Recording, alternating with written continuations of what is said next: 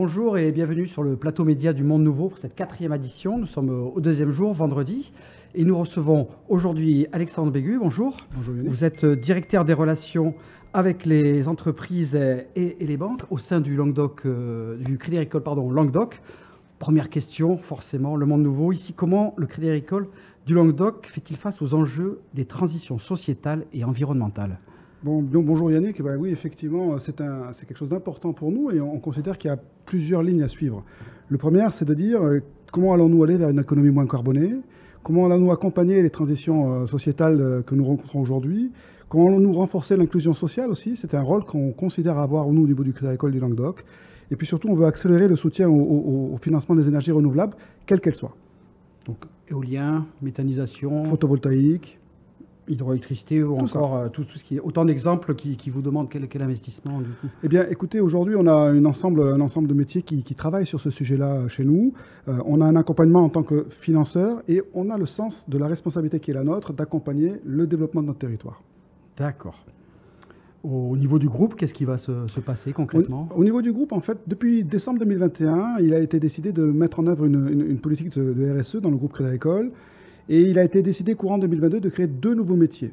La Crédit Agricole Transition et Énergie, qui accompagne la transition énergétique, comme son nom l'indique, et aussi une direction autour de santé et territoire pour accompagner le bien vieillir dans notre pays.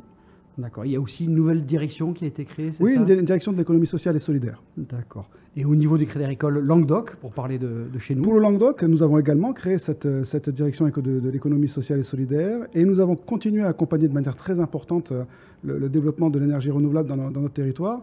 Petit exemple, nous avons financé depuis 2011 pratiquement un gigawatt d'énergie renouvelable. Ça correspond à la consommation en électricité de 150 000 foyers à peu près. D'accord, des chiffres concrets. Ensuite, on a envie de vous demander comment vous avez construit cette stratégie RSE, justement. On a beaucoup travaillé avec des cabinets, on a beaucoup échangé en co-construction avec l'ensemble de nos équipes. On est quand même près de 2700 collaborateurs. Et on a sorti 3 enjeux qui nous paraissaient importants. Des enjeux autour du fait de devenir un acteur responsable, d'être un partenaire de confiance, aussi bien avec nos collaborateurs, mais également avec nos clients, et être un catalyseur des transitions, c'est-à-dire accompagner tout ce qui se passe sur notre territoire. On a une ambition, c'est être durablement ancré et mutuellement engagé. D'accord. Et puis il y a cette enquête, c'est ça, qui a été réalisée, c'est ce que vous venez de dire.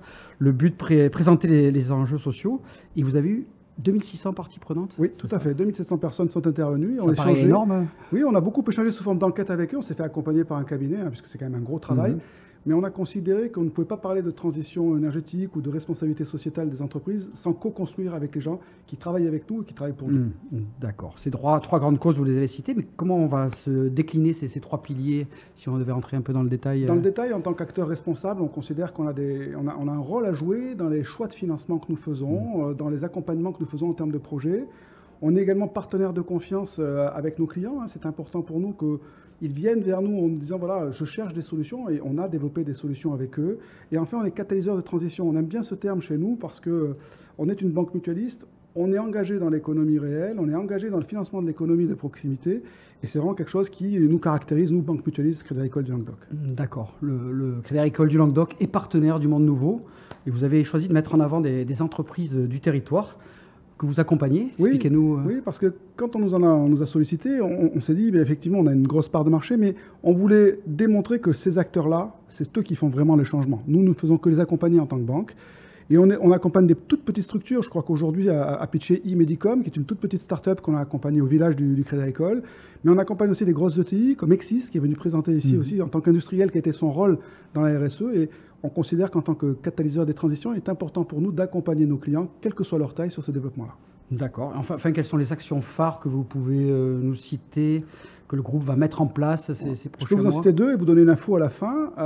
On a lancé Géco Rénove mon logement au niveau national. On l'a lancé aussi au niveau du Crédit Agricole. C'est une plateforme qui permet à tous les clients, notamment le marché des particuliers, d'aller rechercher les différentes caractéristiques de leur logement, faire des bilans énergétiques, aller chercher la capacité qu'ils ont à être aidés par le gouvernement sur l'éco-rénovation du logement.